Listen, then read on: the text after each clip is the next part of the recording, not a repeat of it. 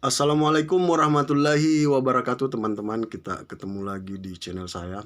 Dan jangan bosan ya. Saya membuat konten itu tidak membuat kerangka. Artinya ketika ada hal yang ingin saya sampaikan, ada yang saya pikirkan, ada yang saya lihat menjadi bahan, saya cukup mencari referensi yang memadai untuk membahas satu hal. Jadi saya berbicara ya begitu saja mengalir.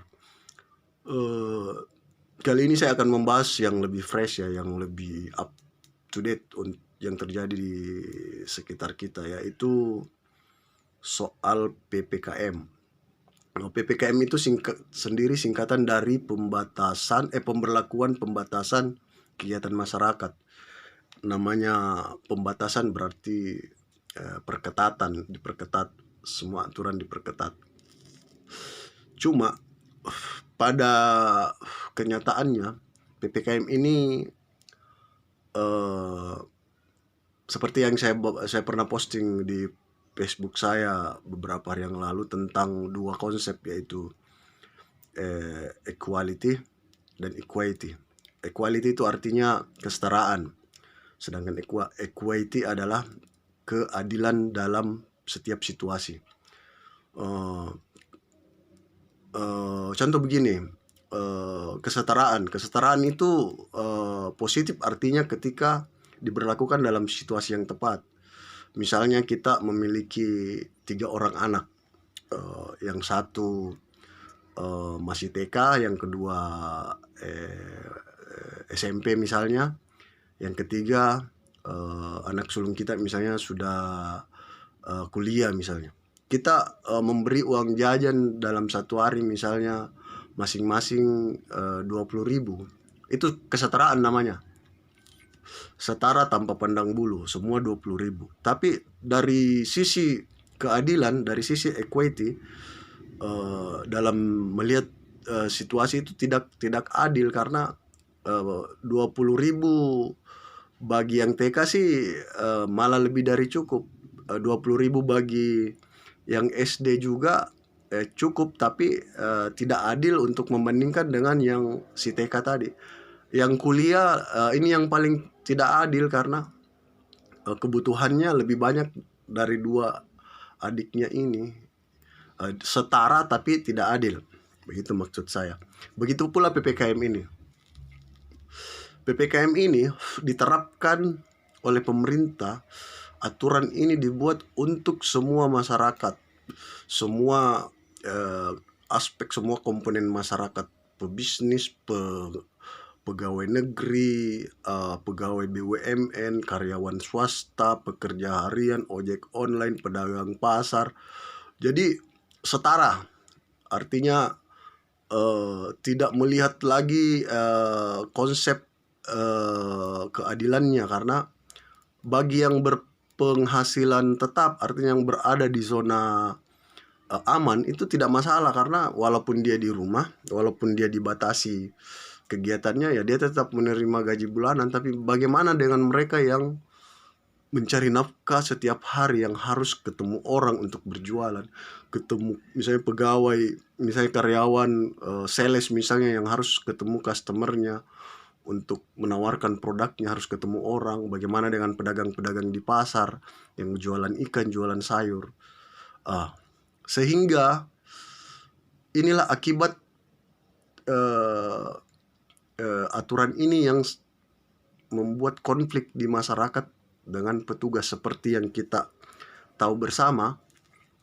Kejadian beberapa hari dan beberapa waktu yang lalu, terutama yang paling viral saat ini, itu yang kejadian di kabupaten gua, di sebuah kafe, di mana seorang Satpol PP, oknum Satpol PP, melakukan kekerasan fisik terhadap seorang perempuan yang sedang hamil. Oke, saya pribadi, saya geram melihat itu, bahwa tidak seharusnya seorang pengayom masyarakat melakukan kekerasan, apalagi seorang perempuan yang dalam keadaan hamil. Bagaimana kita melihat Satpol PP, oknum Satpol PP mematahkan gitar-gitar para pengamen dan lain-lainnya. Tapi kita reaksi masyarakat muncul saat itu, sampai ada olok-olok berupa video-video lucu-lucuan soal satpol bukan satpol, satpol. Saya satpol. Ada meme-meme yang merendahkan satpol misalnya, yang oke lah itu wajar karena reaksi masyarakat yang begitu marah saat itu. Tetapi cukuplah, jangan berlebihan, karena ketika kita berpikir lebih jernih, inti dari permasalahan ini, kenapa mungkin saja ini saya hanya mencoba menetralisir tanpa membela. Saya ikut geram, tapi kita harus melihat secara jernih bahwa di balik konflik ini, di balik benturan masyarakat dengan para aparat ini adalah akibat kebijakan tadi yang saya hubungkan dengan tidak menganut konsep keadilan, dia hanya menganut kesetaraan. Sadar enggak di sekitar kita, keluarga kita, teman-teman kita ada yang berprofesi sebagai seorang satpol. Anda kadang berlebihan mengolok-olok satpol dengan tidak sadar telah merendahkan martabat mereka. Anda banding-bandingkan mereka melebihi dari polisi. Cukuplah bulian-bulian Anda. Mungkin itu memang perlu kedewasaan dan kecerdasan untuk melihat hal-hal seperti itu, tanpa mengurangi rasa hormat saya ke korban, ya, ke korban penganiayaan itu. Dan saya dengar juga terakhir si oknum yang di gua ini sudah dicopot dari jabatannya. Jadi cukup, berhenti. Ini saya mohon berhenti melakukan pembulian yang berlebihan. Yang kita harus jernih, kalau kalian memang ingin kritislah. Ada media sosial kok disiapkan untuk, jangan takut kritis, tapi kritis dengan konstruktif, yang artinya kritik dengan tujuan untuk membangun. Jangan kritis asal kritis. Jadi demikian, konsepnya yang salah. Di Malaysia ketika diberlakukan lockdown itu bagi pemerintah mengeluarkan kebijakan bagi karyawan misalnya, atau apapun itu yang berpenghasilan 1 juta, misalnya 5 juta 1 bulan, dia dibayar mencapai sampai 50-60% dari gajinya. Jadi ada jaminan. Lihatlah kalau Anda mengurung ayam, kemudian Anda tidak menyediakan makanan, pastikan mati, pastikan mengamuk. Dia akan mencari jalan keluar. Itulah yang terjadi di sekitar kita akhir hari ini. Jadi cobalah berpikir jernih. Soal pandemi ini juga, pandemi ini saya pribadi bingung. Saya dengan pandemi ini, artinya, dan perlu dicatat bahwa negara kita saat ini adalah negara yang paling besar dalam hal terjangkit virus ini. Kita yang paling besar saat ini. Bahkan di negara-negara luar itu sudah malah stagnan, artinya tidak ada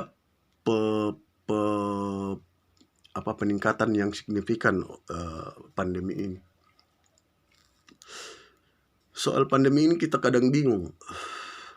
Pemerintah juga kadang membingungkan. Cobalah, mungkin Anda pernah juga saya posting beberapa yang lalu di Facebook, soal ambigu, soal kebingungan kita soal antara presiden dengan menterinya, dengan menteri koordinator kemaritiman dan investasi, yaitu Luhut Binsar Panjaitan.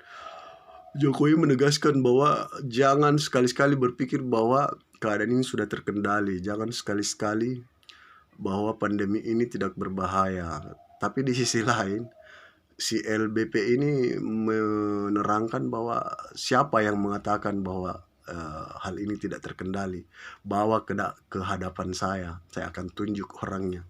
Itu kan lucu, itu kan dua pemimpin lembaga tinggi negara yang memiliki pandangan yang berbeda. Ini kan membingungkan kita sebagai masyarakat. Ada 3 jenis orang atau 3 jenis pihak yang melihat pandemi ini. Pertama, ada yang percaya, tetapi ada yang betul-betul percaya bahwa pandemi ini adalah benar-benar ancaman yang membahayakan. ada yang percaya tetapi menganggap bahwa ini hanya konspirasi, ini hanya dibesar-besarkan karena dilatar belakangi oleh kepentingan bisnis atau apalah. Ada yang sama sekali tidak percaya. Yang tidak percaya ini contohnya Jerings yang sempat dipenjara karena pernyataannya kontroversial sampai harus melawan IDI ya, Ikatan Dokter Indonesia, yang sampai di penjara itu. Jerings itu drummer band, sebuah band rock and roll bernama Superman is Dead. Soal memandang pandemi ini ya tergantung kita masing-masing. Kalau saya pribadi ya menganggap pandemi ini ada, saya menjalani prokes sesuai aturan. Kita masing-masing lah. Terus kalau Anda pernah menonton di sebuah podcast antara acaranya Gita Wirawan ya, saat itu bintang tamunya atau narasumbernya adalah Wawik Mardigu, seorang semacam motivator, atau dia sering memberi saran-saran ke pemerintah soal yang terkenal dengan ide printing money-nya. Mardigu ini seorang yang kritis, tapi kritis dengan kemampuan data dan pengetahuan yang luas, dan selalu memberi solusi berupa saran ke pemerintah. Terakhir beliau di podcast itu menceritakan pengalamannya ketika terpapar. Baru-baru ini dia terpapar COVID-19. Kita keluar dari soal PPKM tadi, kita ke pandeminya dulu. Beliau terpapar, kemudian masuk rumah sakit. Dia kalau dipresentasikan dia 80%. Dia di kategori 80%, artinya mendekati akut. Ada tiga jenis orang yang terpapar ini yang positif. Yang pertama, orang terpapar tetapi biasa, artinya 20-30%. Orang yang akut melewati sampai 50%. Kemudian orang yang akut, artinya ini yang biasanya berakhir sampai meninggal. Bosman Mardigu Wawik ini ditawarkan oleh rumah sakit untuk pengobatan berupa plasma. Plasma itu diambil dari inti darah, intinya begitu. Inti darah dari orang yang pernah terpapar sebelumnya yang sudah sembuh. Karena orang yang sudah sembuh dari COVID itu biasanya memiliki darah yang sangat normal, yang sangat prima. Artinya kondisi yang sangat prima. Dia diberi plasma itu, kemudian dengan proses yang singkat beliau sembuh, dan beliau muncul daya kritisnya bahwa ini pengobatan yang sangat ampuh tanpa harus menggunakan vaksin. Karena vaksin sendiri, kalau bicara soal vaksin kan masih kontroversial. Fakta-fakta di lapangan bahwa banyak orang meninggal, banyak orang yang mengalami sesuatu setelah melakukan vaksin. Mardigu ini berpendapat bahwa kalau semua orang yang pernah terpapar kemudian rela menyumbangkan plasmanya kepada orang yang saat ini positif, itu akan boleh dibilang sangat membantu untuk menyelesaikan persoalan COVID ini. Penjelasannya begini, orang yang terpapar yang jenis yang pertama yang disebutkan tadi, yang tidak terlalu parah, itu bisa sembuh dengan vitamin, banyak olahraga, itu akan sembuh sendiri. Itu tidak perlu pengobatan yang terlalu terlalu maksimal. Kemudian yang sangat akut ini, yang boleh dibilang bukan ini yang pantas untuk mendapatkan plasma. Di tengah-tengah ini yang berapa persen ini yang masih bisa disembuhkan, tapi bukan juga kategori tidak parah ya. Ini ketika orang yang sembuh menyumbangkan plasmanya untuk semua orang yang terpapar di kategori middle ini, yang bisa disembuhkan ini, maka menurut pernyataan Mardigu itu sangat bisa membantu tanpa adanya vaksin, tapi ini kan perlu pendalaman yang lebih dalam lagi, lebih jauh lagi untuk membahas ini. Jadi demikianlah, COVID ini sangat menguras pikiran kita, menguras dari segi ekonomi, dari segi mental, dari segi apapun itu. Doa kita bersama semoga COVID ini cepat berlalu dan kita bisa hidup normal seperti di zaman dulu. Terima kasih. Assalamualaikum warahmatullahi wabarakatuh. Like, share, and subscribe. Thank you.